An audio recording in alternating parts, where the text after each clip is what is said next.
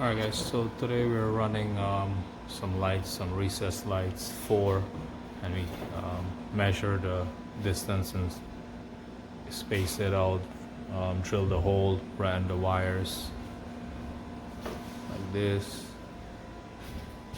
put on this connection, strip the wires.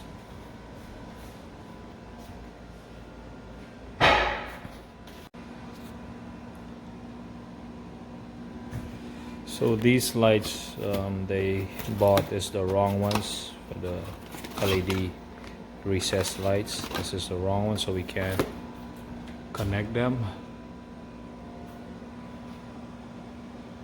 So we're doing some other wiring, like moving. There was a wall here, so we're moving everything from here and putting it on the side. Got a new box.